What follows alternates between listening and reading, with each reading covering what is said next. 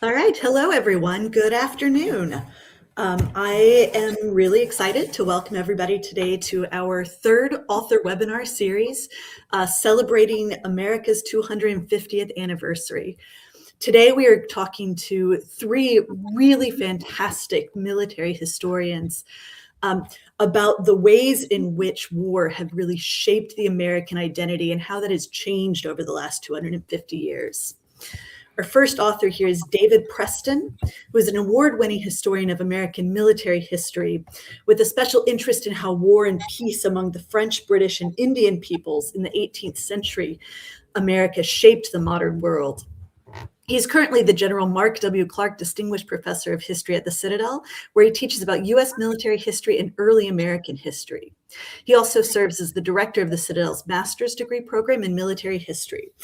The author of several books, he's best known for Braddock's Defeat, the Battle of the Monongahela in the Road to Revolution, published with OUP, which won the Gilder Lehrman Prize for Military History, the Distinguished Book Award in the Society for Military History, and the Society of Colonial Wars, and was a finalist for the George Washington Book Prize. Our second historian today is Dr. Craig L. Symonds, who is Professor of History Emeritus at the United States Naval Academy, where he taught for 30 years. Now, Sarah, I'm going to interrupt you. Please do. Simply to let you know that I say my name's Symonds. Symonds. Right. Thank you for the corrections. There you go. From 2017 to 2020, you also were the Ernest J. King Professor at the U.S. Naval War College, and the author of 18 books, including Nimitz at War, which won the 2023 Gilder Lehrman Prize for Military History, and Neptune, about the U.S. Navy's role in the D-Day landing, which won the S.E. Morrison Prize. And your most recent work, Annapolis Goes to War, was about the Naval Academy class of 1940. He's also been awarded the Lincoln Prize, the Roosevelt Prize, and the Pritzker Award for Lifetime Achievement in Military Writing. And finally, we have Gregory Daddis, Professor of History at Texas A&M University, who holds the Melbourne G. Glasscock Endowed Chair in American History. A retired U.S. Army colonel, he deployed to both Operation Desert Storm and Iraqi Freedom. Daddis specializes in the history of Vietnam Wars and the Cold War era and has authored 6 books, his latest being Faith and Fear, America's Relationship with War Since 1945, published by OUP. He's also published numerous journal articles and several op-ed pieces commenting on current military affairs for the New York Times, the Washington Post, and the National Interest magazine. Thank you all for being able to join us today. Thanks, Sarah. Pleasure. So I wanted to start by asking, are there any periods in U.S. history where the answer to what is worth fighting for has felt more or less clear-cut, and others where it was more deeply contested? And how do you feel defines the difference? David, if I could have you start with this one. Sure. I would say that a lot of this question hinges on how existential the war was, and also how popular it was, meaning the degree of popular support that it garnered, both in government and in say the Congress, for example, as well as just broad public support. Even there, though, it gets complicated because the American Revolution, one could argue, was very existential. It was a struggle for independence or submission. And in that case, there was a divided population between loyalists and patriots and Whigs and Americans who just kind of wanted to remain neutral. And so I think that's one lesson across the board that our listeners will hear today, is that there's just often complicated answers, and there's no hard and fast rules that kind of govern the story of American military history. Greg, how do you respond to that? Well, no, I think that's mostly right. Obviously, the degree of public support is critical in any war. And I think of all of America's wars, there was some element of American society that looked on it dubiously. shall we say. The only one really where there was a near unanimity was World War II. And that's because we were attacked. We were, December 7th, 1941, the Japanese attacked the battle fleet and Americans were outraged. But on every other war, there was some element of society that thought, well, I'm not really sure, or they had different reasons for supporting it or not supporting it. A lot of America's wars had strong elements of dispute. The War of 1812, the Mexican War, obviously the Vietnam War. These are wars where a lot of people didn't think the answer was clear cut. So there's a lot of uncertainty, as David said, in determining. You can't just give a straight answer. Well, this war, except I think the exception again is World War II. Well, I definitely will want to talk to you about that, the idea of World War II as the just war later on. Greg, how do you see it working, particularly in the 20th century, in the last half of the 20th century? Yeah, to me, I think the Cold War fits both sides of this story, right? That many Americans don't need a lot of convincing at the start of the Cold War. They believe that communism is an existential threat that they're facing, not only abroad, but at home. And with that, we might also suggest that there is an element of coerced consensus when it comes to public opinion. And part of our answer, at least from my perspective, of how we get at what's worth fighting for is that there's a certain amount of governmental propaganda that feeds into that from a public perception standpoint. And yet, as the Cold War endured, that consensus eventually broke down, especially in the mid to latter portions of the 1960s, as Americans came to question the threat itself. It came to threaten the trustworthiness of the government that was continuing to expound upon these supposed founding ideals of the Cold War, like the domino theory, in ways that broke down that consensus. And especially, I think, in the aftermath of Vietnam and the Watergate crisis combined, that Americans came to question not only their government, but also these calls for wars that supposedly were worth fighting, but over time seemed to be less so. So to me, I think part of this answer has to involve not only, as David mentioned, a sense of how public opinion fits in, but how the government and propaganda machines force a sense of consensus to support that sense of patriotism that leads to that answer of, yes, this is a war worth fighting. Actually, if I could just chime in on something Greg said there, listening to him, I was thinking about how in wars where there has been faltering public opinion or support for the war, what you often see is a kind of divergence between the use of military force and American ideals. Right. And sometimes those things are just in stark contrast. So, to Greg's point, there might have been broad consensus about the Cold War, but there was a really stark contrast between America's use of force in Vietnam and what was happening on the ground, as well as at home in the 1960s with the civil rights movement. You could say the same thing about the U.S.-Mexican War and how the anti-war individuals in that conflict were debating, is this just for a republic to be waging war against another republic?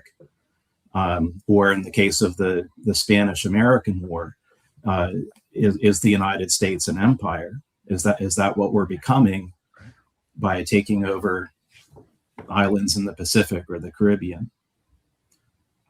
And I think the answers to those questions change over time, right? That the Cold War, as we get into the 1950s, will open up deeper questions about the morality and ethics of using the atomic bomb to end World War II. And so I think it's also important for us to realize that these questions the answers to these questions will change over time based on how the history of America's wars are unfolding.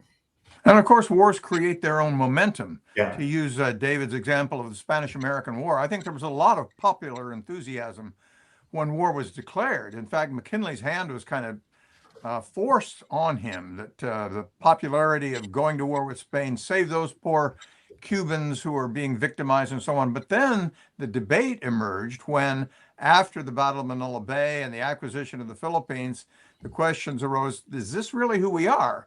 We govern ourselves. Do we also govern other people? So the changes in that war, the character of the war, affects public support. I mean, you've all just now referenced the way in which wars are driven by ideals. I wonder if each of you would be willing to talk about what exactly some of those ideals have been and how they have changed over the last 2 centuries. Craig, if you wanted to start with that one. Yeah, I can. And of course, the way wars are determined and conducted depends largely on the willingness of the government, particularly the head of state, to encourage it and support it and drive up interest. I mean, let me give an example from World War II, and that is Franklin Roosevelt, who believed really by the middle of the 1930s that it was in America's vital national interest to make sure the Nazis did not win the war in Europe. But he did not have support from the public. The public was still burned by what they envisioned as a bad experience in World War I. We expended 50,000 some lives and got nothing for it, and that was a big mistake. We'll never do that again. So he had to very quietly and persistently encourage support for the Western Allies. And even then, he might not have gotten his way, but for the Japanese attack on Pearl Harbor. So the relationship between, the question was the ideals versus pragmatism. Yeah. From Roosevelt's point of view, it's both. Because obviously the ideals of Western democracy and suppressing fascism in Europe, which he believed would cross the Atlantic eventually, versus self-interest, whether it's economic, pragmatic, whatever it may be. He also believed it was in the national interest of the United States in those terms as well. So sometimes those blend together like a Venn diagram so that you have both values and pragmatism going in one direction. When they separate is when you get the internal argument among the public.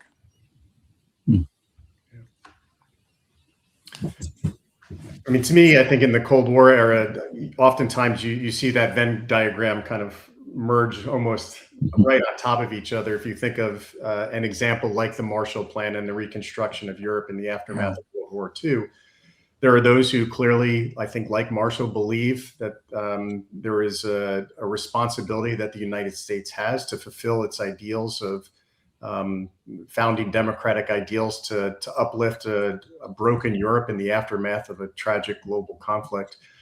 And there are clearly business interests at play to opening up Western Europe once again to ensure that the United States will not devolve back into a depression in the aftermath of this conflict. I think the same can be said for many of the wars that the United States involves itself in during the era of decolonization, where there are those among the policy elite in DC who genuinely believe in the modernizing mission of the United States, who believe in social science theories of modernization. And yet again, there are those who clearly believe that that there is an economic, if not existential, threat to these falling will close off foreign markets, will close off access to resources that lead us to places like Vietnam and elsewhere. And so in many ways, I think those Venn diagram, those two circles in the Venn diagram oftentimes overlap far more than we might think. And in many ways, I think when they do separate themselves, what you start to see is the use of ideals to justify more pragmatic interests. David, what do you think? I think it's, I'm going to talk about just one of the circles there, the ideals. Yeah. And I think this comes back to like our founding story. Thomas Paine in his pamphlet Common Sense, published in 1776, stated that the cause of America is in great measure the cause of all mankind. And the revolutionaries waged less a war for independence and more a revolution in the name of natural rights, or what we would refer to today as human rights. And there's a way that Americans have across time waged war thinking that American values are in a great measure the cause of all mankind. And I think that's part of a little bit of our DNA there in terms of how we imagine as a nation our use of military force. So another illustration of this would be Woodrow Wilson, in World War I.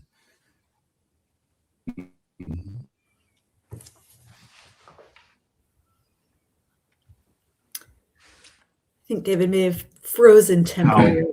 There we go. You're back. I'm back. Woodrow Wilson, Okay. actually. You're frozen there for a Wilson, minute. making the world safe for democracy. Yeah.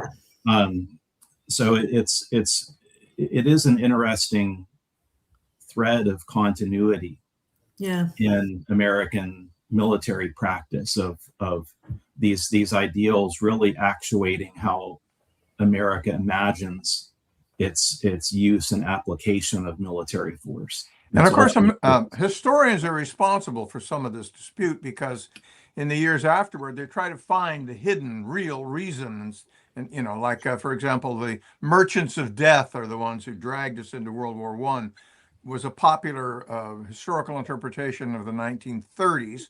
And that fed the isolationism of the United States in terms of World War II. And the same is true of other wars as well. The Spanish-American War, there's a whole school of thought that, well, no, it wasn't really concern for the Cuban insurrectos and how they were being abused by its Spanish overlords. It was a way for the United States to expand. This was all some kind of conspiracy. So historians and their reinterpretations in some cases are responsible for trying to find within all wars both the pragmatism and the idealism. And if you look hard enough, you'll find both in almost every war.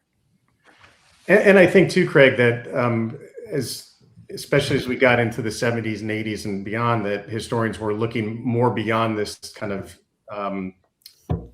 dichotomy between just ideals and strategic interests, and we're opening it up to different questions that related to cultural aspects of why societies went to war. If you think about Kristen Hoganson and her use of a gender lens to think about why the United States went to war during the Spanish-American War, or Robert Dean doing the same thing with Imperial Brotherhood during the Cold War, that there is a cultural component to this. I tried to do something similar recently by thinking about how reasons we go to war often have a lot to do with an emotional component to it, that we place an emotional faith in the prospects of what war can do with us, at the same time holding a deep dreaded fear of what war will bring if we don't fulfill what it's supposed to achieve for us. And so I think what we've done well collectively as historians is also opened up space where it's not just a stark choice between either ideals or interests. Right. I mean, David, when you talk about that the American ideals are kind of, there's something in them that is innately worth fighting for. Do you think that is something unique to how America sees itself, or is that a kind of more global identity? That's a good question. I mean, I think that Americans from the beginning, I mean, again, just looking at the years of the Revolutionary War, one of the first things the new nation did was, to launch an invasion of another British colony to the north, meaning British Canada, in an effort to expand the revolution. We could also talk about the nation's another point of continuity, the nation's many conflicts with indigenous peoples, and again how Americans in the United States, that is, see the these various wars against Native Americans. I think that's also a critical part of this puzzle. Yeah. When it comes down to it, I mean, you look at the history of the United States. We have been a very warlike nation, and I think this is where Americans tend to remember the big wars, but they forget the host of small wars and interventions and these struggles that kind of take place behind the scenes. That's the majority of America's military history. Yeah, David, I think that's a very good point. We tend to think of the United States as peace-loving people who every once in a while are forced into war because of some terrible experience like Pearl Harbor. But a lot of America's wars were wars of choice. We declared war on Britain in 1812. We declared war on Mexico in 1846. We declared war on Spain in 1898. Those were wars of choice. And I think attendant with that is an increasing sense of a militarized sense of American patriotism, right? That we define not only our exceptionalism, as you mentioned, David, but I think also our sense of patriotism through a very militarized lens. And again, that I think has a deep cultural component that we've seen, especially in the aftermath of 9/11 and the global war on terror. Well, I want to take a moment and just ask a couple of questions to you, David. Looking at that founding period, the Revolutionary War, in both of our previous webinars, authors have invoked the famous John Adams quote that the real revolution was in the hearts and minds of the people before the war even commenced.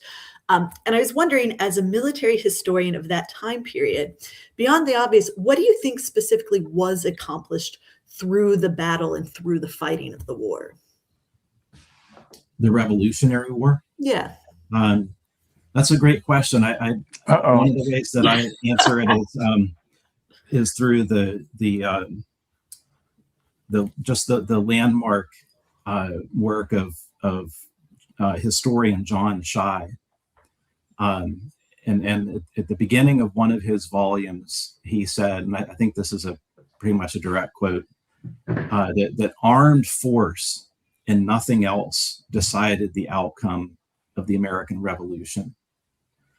And I think that's a necessary reflection, that it took 8 years of armed struggle and grueling sacrifice in order for the revolutionaries to militarily win independence and create the republic that they envisioned, and to enact the ideals that they took seriously.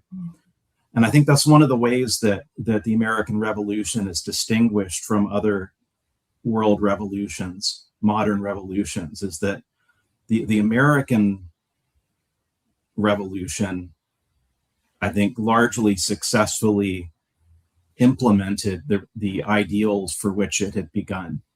It's not to say that it was a perfect revolution by any stretch, but in the end, a lot of these revolutionaries were trying to implement constitutional Republican forms of government, and that's what they got in the 1780s and 90s. Again, it took work. It was a lot of struggle, but in the end, the outcome was the military years of the war for independence won independence and enabled the revolutionaries to establish Republican constitutional government.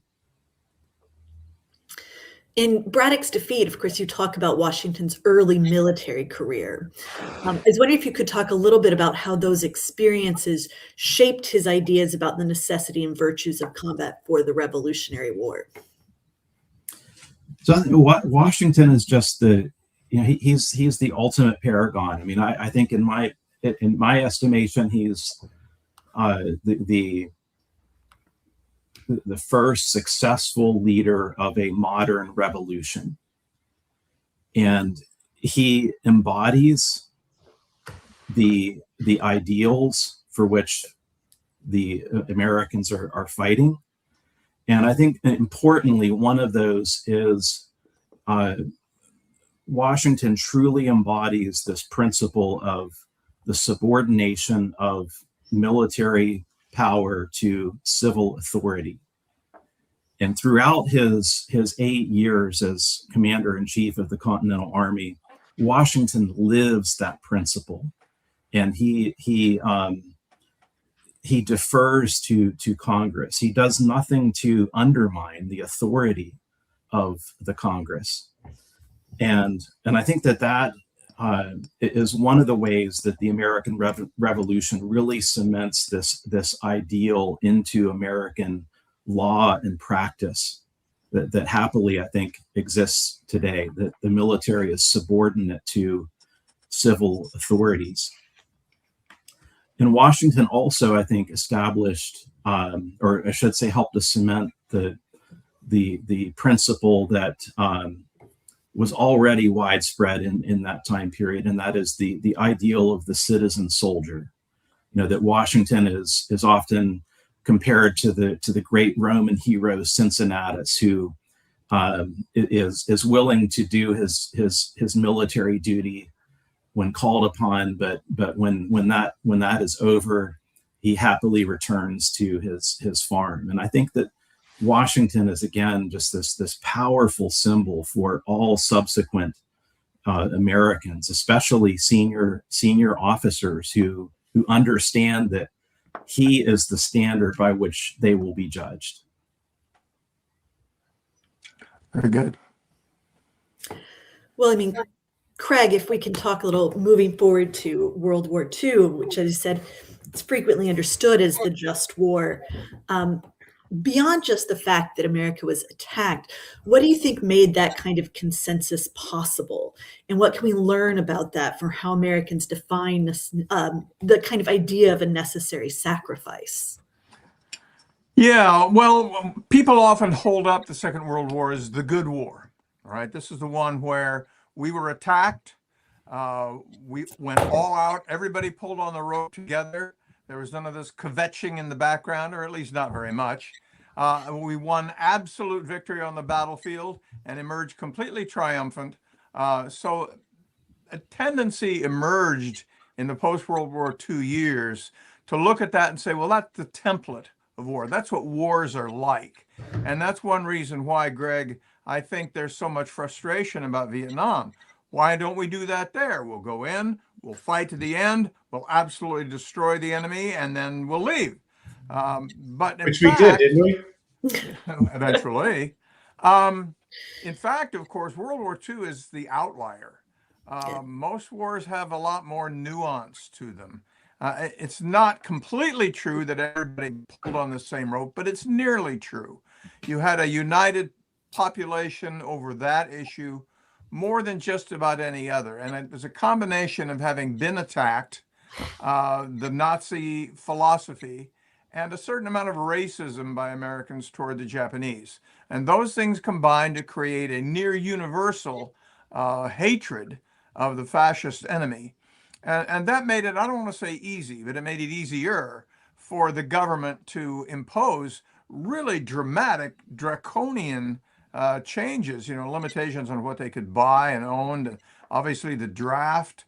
And absent those, it would have been very difficult to hold everything together, as of course it proved to be in Vietnam and elsewhere. Well, David talked a lot about how George Washington really embodied that kind of moral leadership.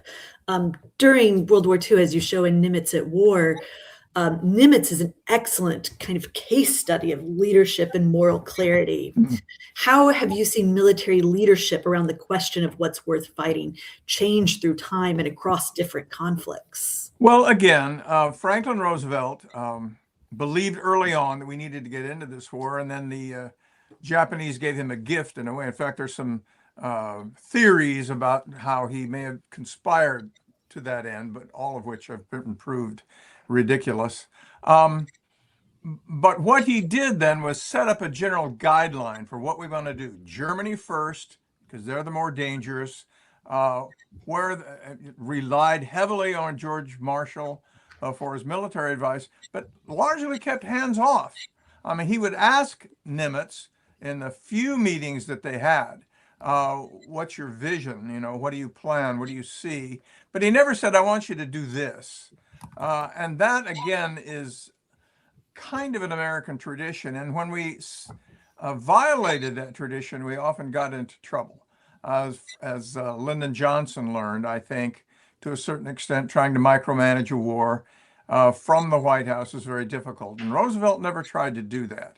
He left that to the senior military personnel. He left it to George Marshall. He left it to Nimitz, each of whom had a temperament that were almost interchangeable. They were quiet. They listened. They were patient. They didn't pound the table. They were not George Patton or Bull Halsey. They were the contemplative kind of leader you want in the middle of a global crisis. And I think I'm always going to say we were lucky in those choices, but I think Roosevelt made those choices quite deliberately. Greg or David, do either of you have any perspective on this? The kind of history of leadership? Greg, do you want to take a stab at that one? I think what World War II also poses for military leaders is something rather new, and that's managing the conceptualization and potential implementation of military force on a global scale. I think for the first time now, you're asking military leaders to think globally. We saw some of that in the aftermath of World War I, but really, I would argue we were still very much more of a regional conceptualization of how we thought about the use of military force, and that is, I think, a breaking point for that happens in World War II. And I think the other challenge too is technological, of course, of how best to deal with this breaking point of entering into the atomic era, which clearly separates past from present. And those are two, I think, imposing challenges for military leaders where they don't have a lot of historical precedents upon which to draw. That these are new challenges for American leaders to think about. At the same time, as David mentioned earlier, to continue to subvert yourself to civilian authority, which gets increasingly complicated as more and more civilian advisors come into the mix as technological advances increase to the point where military leaders, I think, chafe at times during the atomic era that they're being that their voices are being outweighed by civilian advisors. And so, from a military leadership standpoint, I think those are probably my two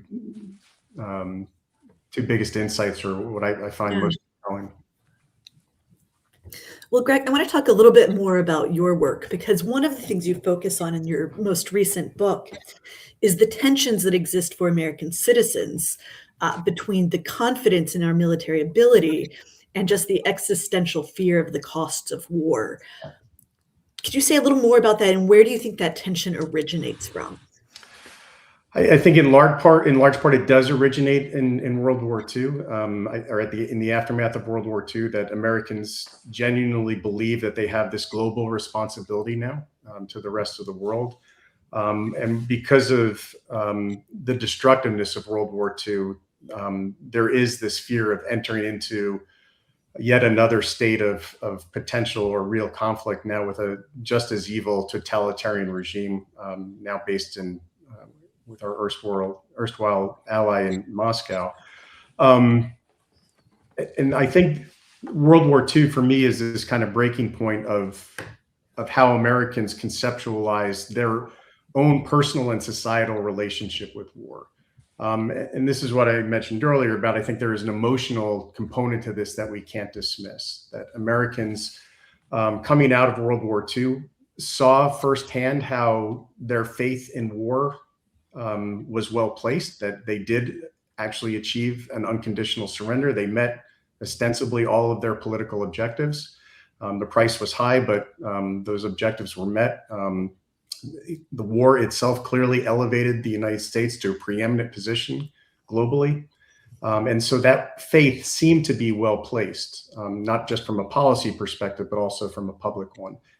And yet entering into the atomic era, and especially, I think, coming out of the fateful year of 1949, where the Soviets will successfully test an atomic weapon, the Chinese will lose, the Chinese nationalists will lose to the communist forces under Mao Zedong.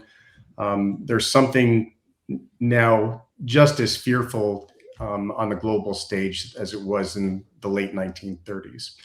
And to me, what I saw looking back on this time and thinking about our larger relationship with war was that there was this ebb and flow and this tension between our faith in and fear of war that informed our relationship with military force just as much as it did ideals, and just as much as it did as pragmatic interests, as we discussed earlier.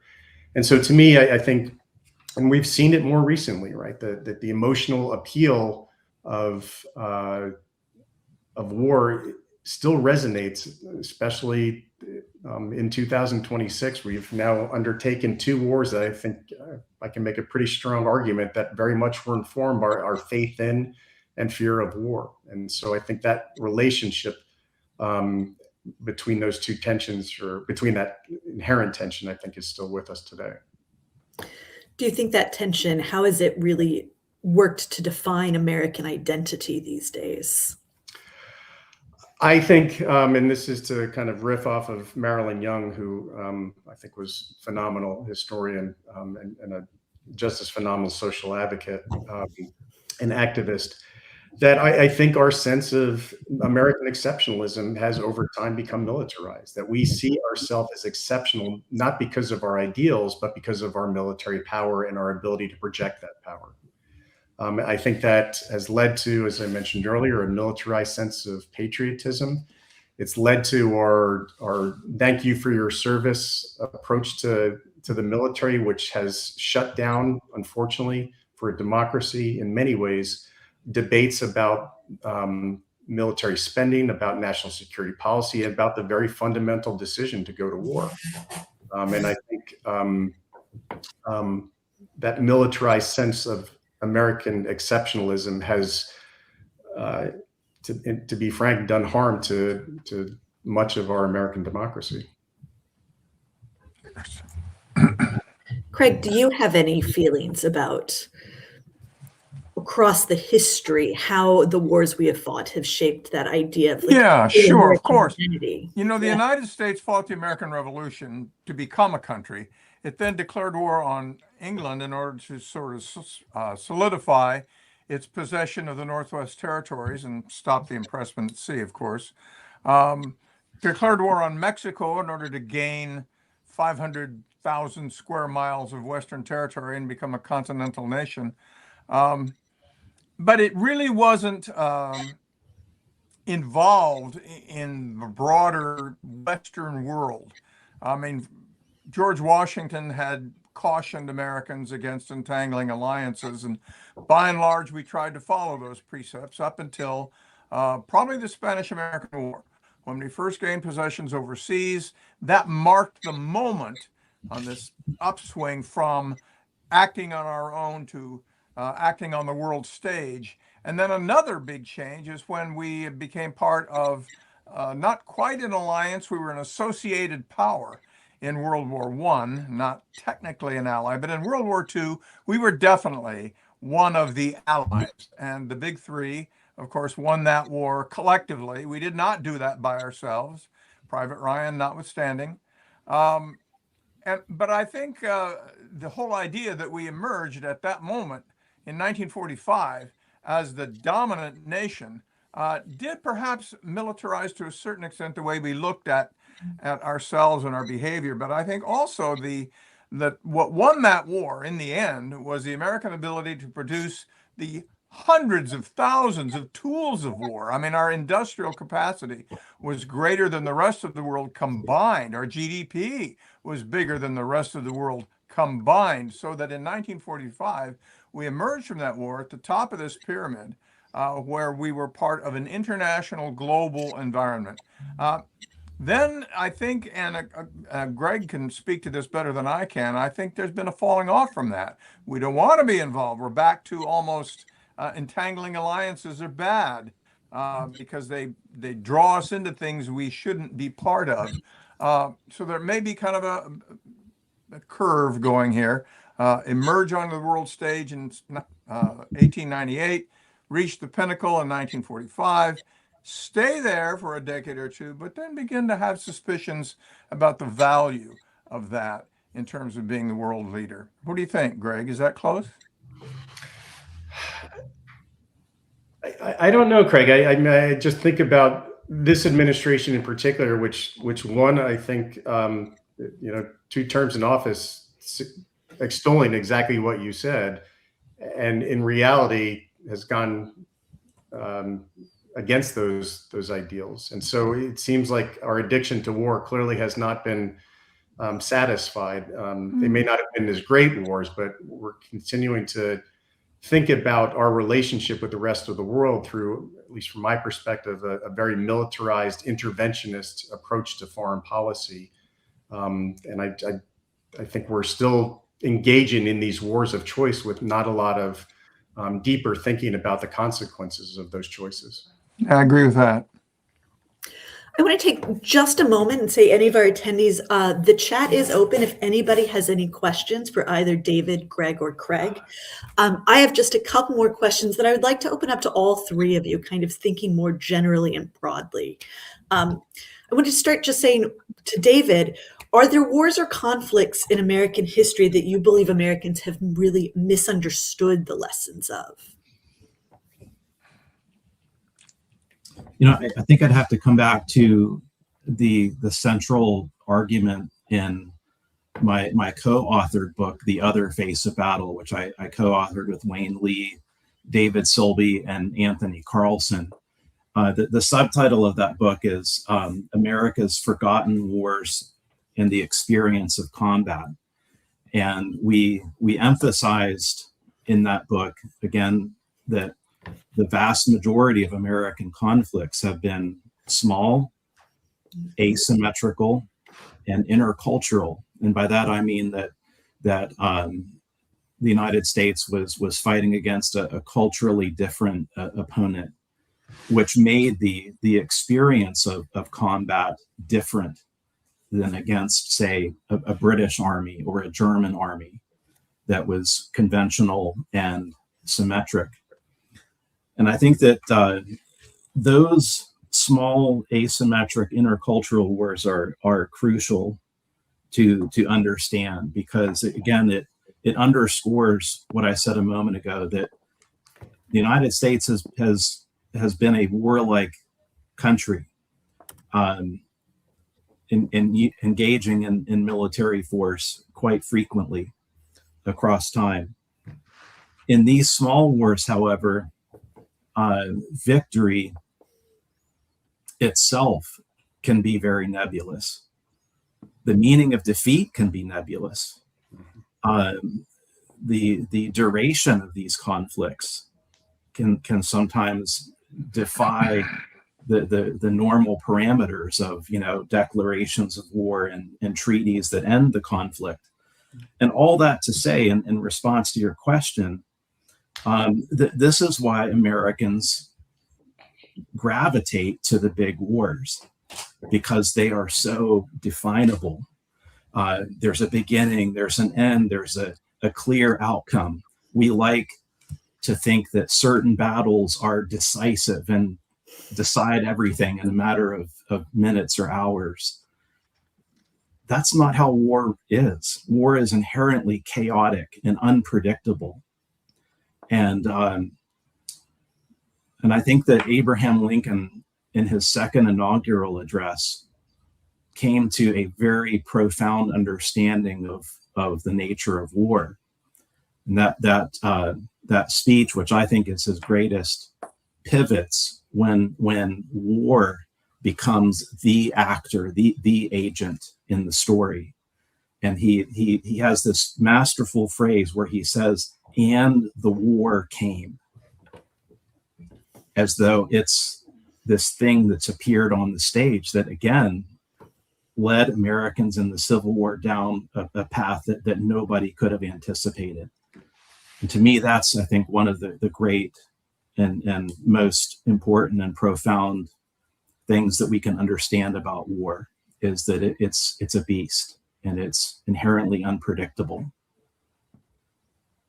So to that extent, I echo Greg and Craig's concerns about our blithe use of military force.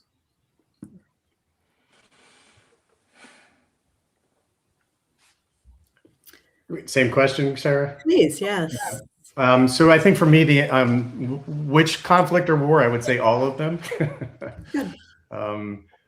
To me, I think what I try and tease out with my students is a few key themes. I think when you look back on the past, and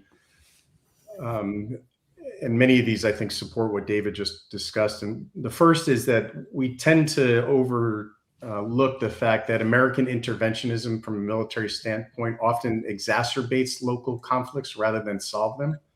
And so we have a tendency to intervene militarily with the assumption and hope that it will alleviate problems, when in fact the introduction of U.S. military force exacerbates violence and destructive tendencies. And I think we tend to sanitize that, especially from a political perspective, when we look back on our past.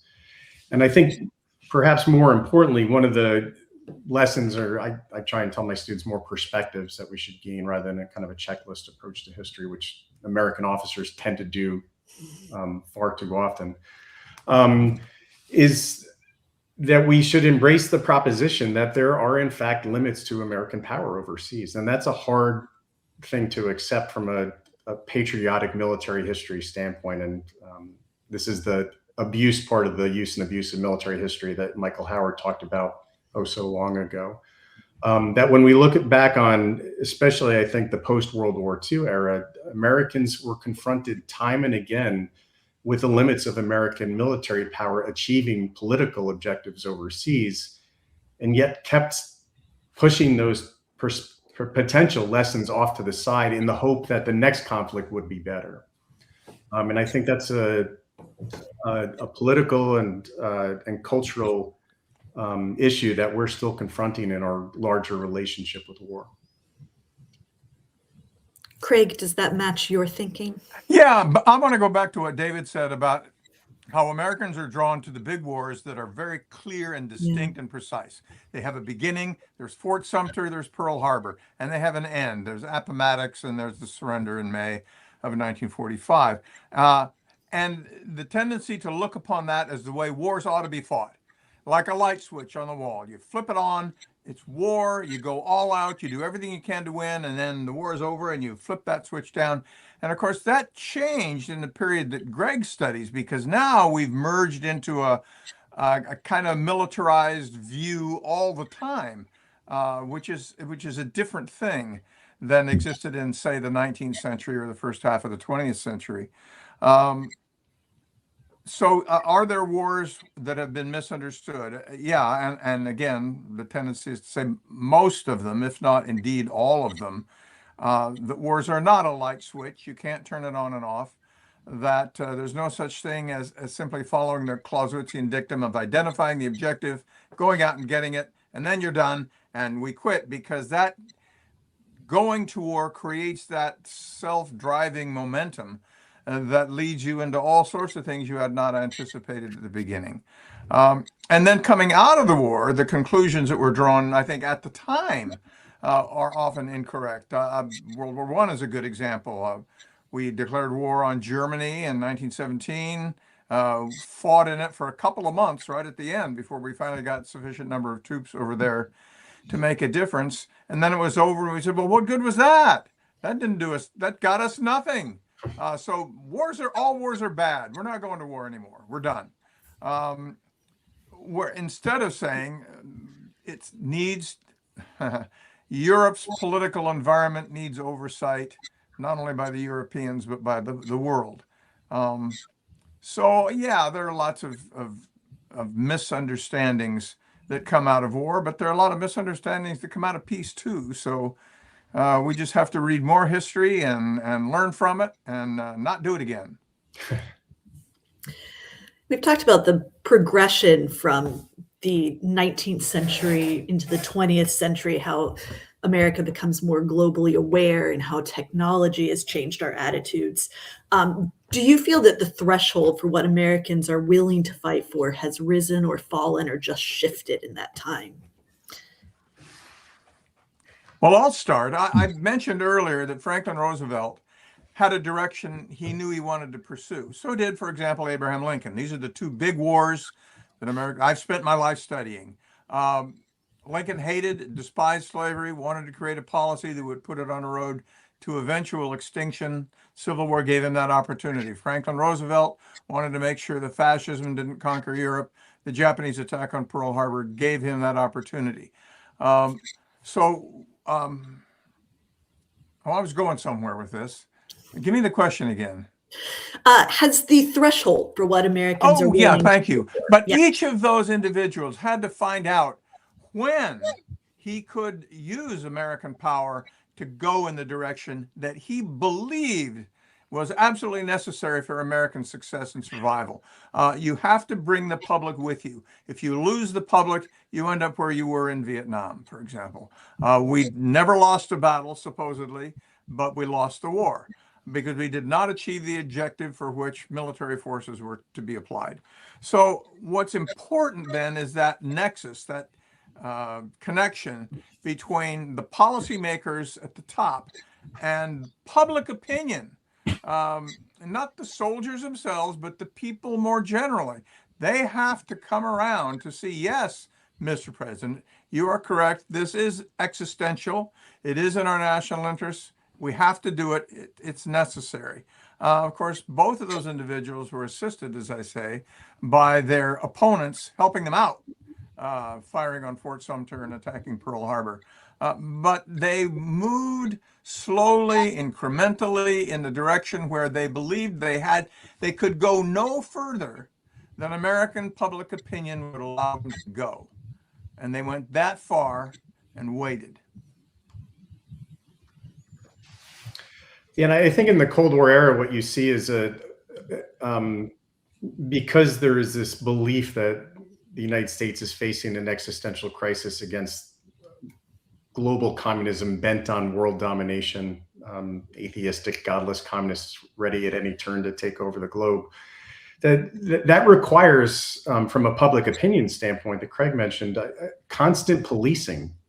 The military-industrial complex, of which Eisenhower spoke, requires constant policing and upkeep to ensure that public support is maintained year after year, and ultimately in the Cold War and beyond, decade after decade. And so there's a constant need to re-engage and resuscitate an us versus them mentality to ensure that this willingness to fight is maintained over the long haul. And to me, I think that's why the 1960s is such an interesting decade, because that consensus and policing breaks down in ways that will have implications at least the 1970s, before Reagan is able to kind of revive that once again during his first term. But to me, I think in democracy in particular, this notion of what Americans are willing to fight for is constantly shifting. And because of that, in need of constant upkeep from a governmental perspective. And yet, Greg, sometimes the people are right. Yeah, absolutely. Sometimes it's a good thing that they're putting a break on this. So it's not always good that the administration encourages the American public to think a particular way. Sometimes the public's right. It is, and it also requires encourages upon citizenship a level of education and reading and upkeep to have the capacity to push back against, whatever it is. Yeah, whatever. Yes. You're right. You're right. Which means everybody should go buy more history books. Okay. I can tell you where to get some. I think one way I'd like to inflect this question is several years ago, 2023, we passed the 50th anniversary of the creation of the all-volunteer force, our current force structure in the U.S. military.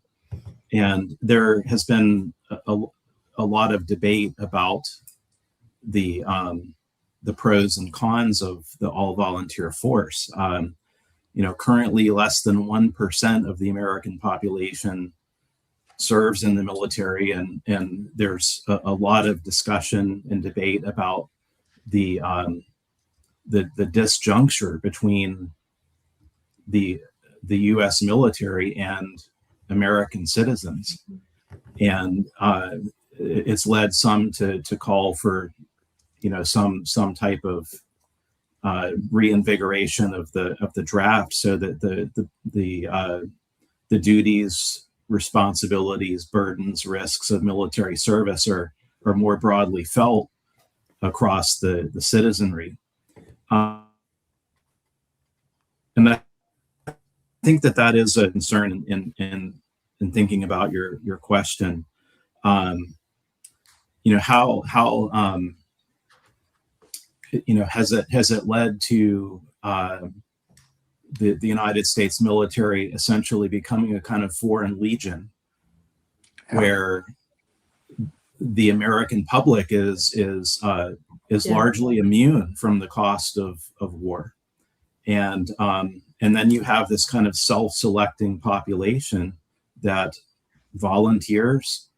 A lot of my students at the Citadel have fathers, mothers, grandfathers who it's like a family tradition of military service. And I think that's an open question. I'm not here to come down on it one way or another, but it is an operative consideration as we think about how the nation prosecutes wars, and which of our citizens, our most valuable asset, are being asked to shoulder those burdens. Yeah, very important point. I'm glad you brought that up. I think it's the origin too of the ubiquity of thank you for your service. And what they're really saying is thank you for doing that so I don't have to. I mean, I think that is a really good point to end on, to remember when we're talking about sacrifices of war, we are talking about people. I want to thank all three of you for your time today, for coming and sharing your expertise and insights. David Preston, Greg Daddis, and Craig Symonds. This was a wonderful experience. I've put in the chat links to all of your books: Braddock's Defeat, Faith and Fear, and Annapolis at War, as well as our full collection of America 250 titles and the recordings of our previous America 250 author events.